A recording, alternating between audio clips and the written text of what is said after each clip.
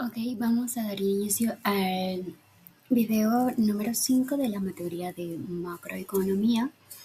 Que tengan muy buenas tardes o buenos días a cualquier hora que estén visualizando este video.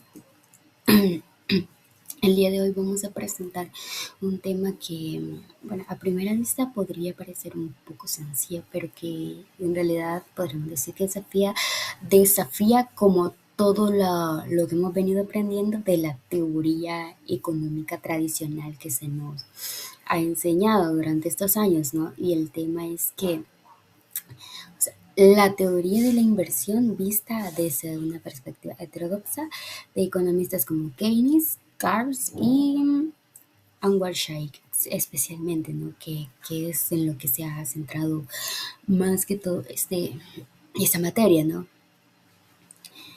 Podríamos decir que, bueno, una pregunta a responder, y es que, ¿qué mueve realmente a un empresario a invertir, ¿no? Y la respuesta moverán no es, o sea, lo que muchos libros de texto nos podrían decir. Y bueno, pasando a la siguiente diapositiva, tenemos una pregunta, eh, ¿qué motiva a la inversión, no? Y es que empezamos con lo fundamental, ¿no? Y es que la teoría neoclásica tradicional sostiene que la inversión depende de la tasa de interés y del ahorro disponible. Bueno, Sheikh dice, o sea, estás equivocado. Para Sheikh lo que motiva la inversión son las expectativas de ganancia, ¿no? El empresario invierte. Dice él que cuando espera que su nueva planta y su nuevo equipo generen una tasa de retorno superior al costo de financiamiento. Y como la cadena que él propone primero es como la búsqueda de ganancia que lleva al empresario a generar expectativas sobre cuánto puede ganar, bueno, con el nuevo equipo. Y en segundo lugar, esas expectativas le permiten determinar bueno, ay, se me va la palabra, cuál debe ser bueno, la tasa de utilización económicamente que es deseada de esa maquinaria, es decir, a qué nivel debe operar para maximizar así su rentabilidad. Bueno, y en tercero es la tasa de utilización que se desea, ¿no? Es la que finalmente define cuánto necesita invertir. Y, o sea, el ahorro no es lo que te determina la inversión, sino como las ganancias esperadas. En este caso, ¿no?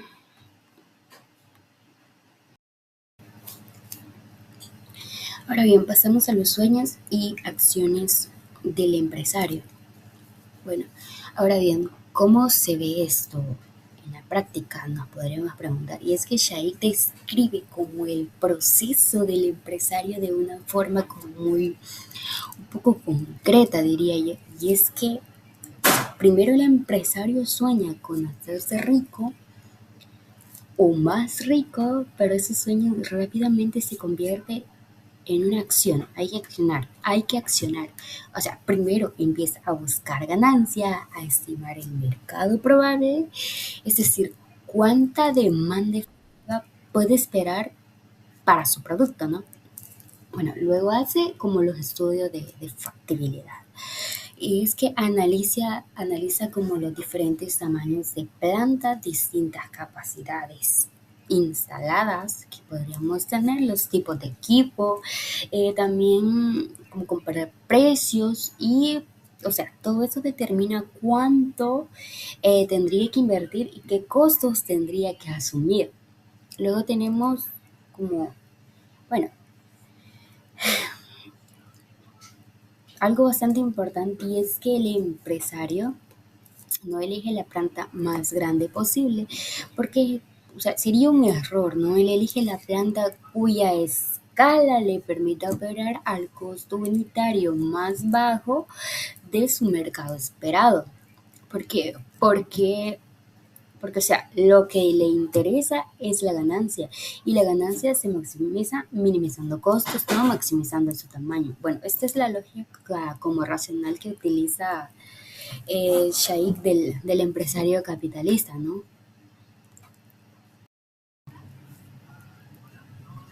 Bueno, pasando a la tercera diapositiva, la tasa de utilización deseada y el horizonte temporal.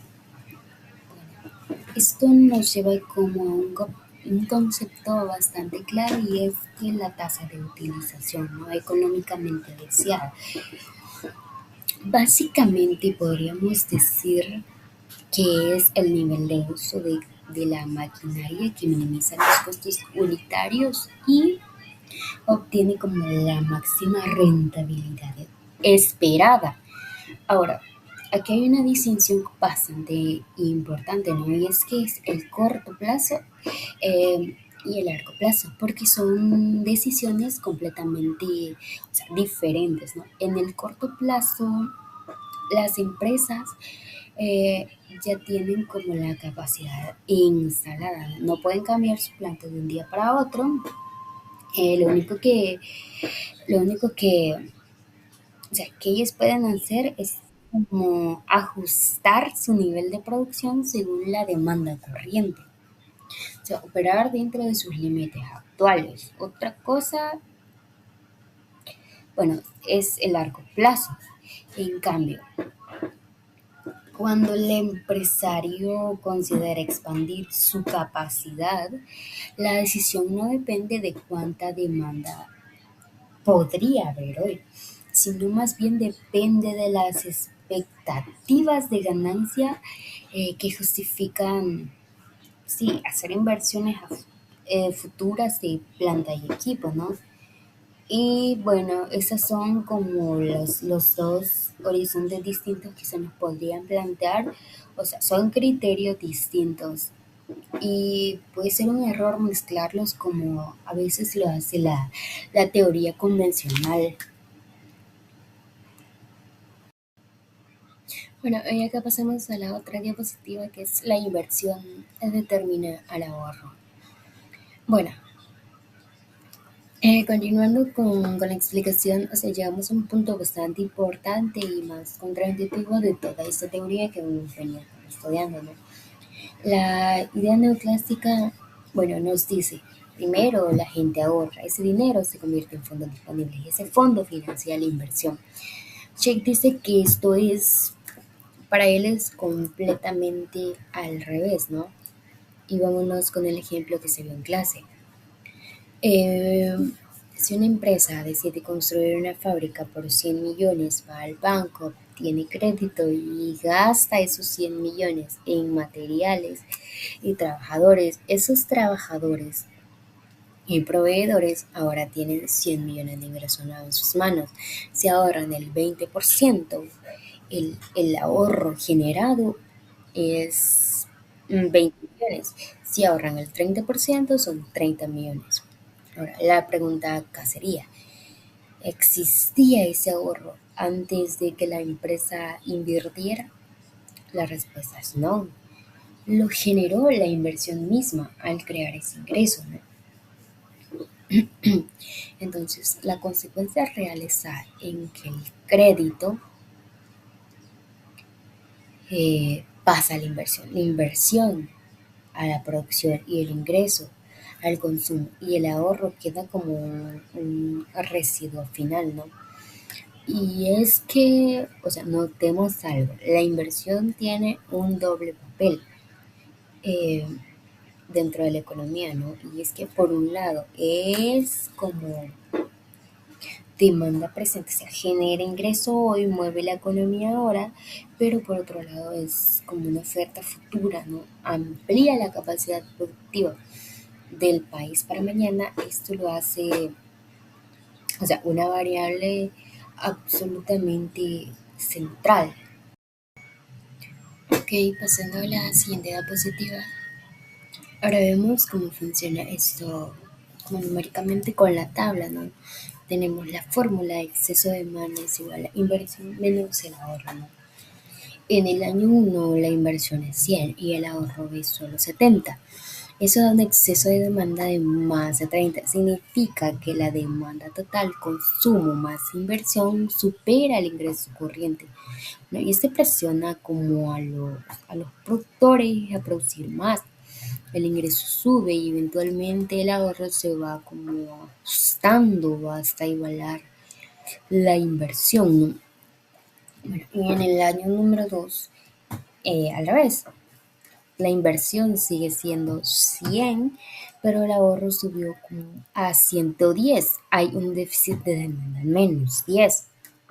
La demanda total es menor que el ingreso, como podemos verlo, y esto frena como la producción, la economía se desacelera. ¿Qué nos dice esto? Que la inversión es la variable activa, ella mueve el sistema, el ahorro es pasivo, simplemente sigue el ingreso y eso se expresa en la identidad Y menos X sería igual al ahorro.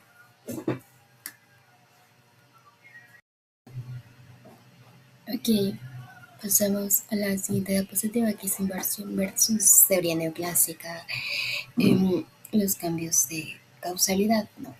Y esto nos lleva a la gran conclusión como teórica. Ya, ya siguiendo a Keynes y Kalecki, invierten completamente la causalidad de la teoría neoclásica de los fondos prestables, ¿no? Bueno, la teoría neoclásica dice el ahorro disponible es el que financia y determina la inversión, ¿no? Los empresarios tienen que esperar a que la gente ahorre para invertir. O sea, la tasa de interés equilibra como a ambos lados. Bueno, Shake dice lo opuesto. La inversión es autónoma, no depende del ahorro previo, o sea, se financia con el crédito bancario, es decir, no con dinero nuevo creado por los bancos. Y esa inversión, la que genera, o sea, y esa, no sé, es como la inversión que genera el ingreso que luego se convierte en el ahorro posteriormente, ¿no? Además, cuando el ahorro supera la inversión, no es algo positivo como diría la teoría no clásica. Es un problema, hay un déficit de demanda que frena, o sea, literalmente la economía. Ok, y ya para ir cerrando, quiero como que nos quedemos con estas ideas centrales, ¿no? Y es que, bueno, en esta economía la inversión, la demanda no espera el ahorro, se financia con crédito y eso crea ingreso, ¿no? El ahorro, o sea, no es la causa de la inversión, sino más bien es como su resultado, ¿no? Lo que realmente mueve la economía, o sea, el sistema económico son como las expectativas de ganancia que los empresarios tienen. Si esperan ganar, invierten más. Si no, pues no invierten. Y la economía obviamente se estanca. Cuando la inversión supera el ahorro, la economía crece. Cuando el ahorro supera la inversión, la economía se frena. Bueno, y eso tiene implicaciones bastante grandes para la política económica. O sea, si un gobierno quiere reactivar su economía, no basta con fomentar el ahorro. Lo que hay que hacer es o sea, generar como las condiciones para que los empresarios tengan más expectativas de ganancia y así pues ellos decidan como tomar la decisión de invertir. Y prácticamente esta es bueno, lo que contendría el video de número 5 de esta materia. Muchas gracias y que tengan un feliz día.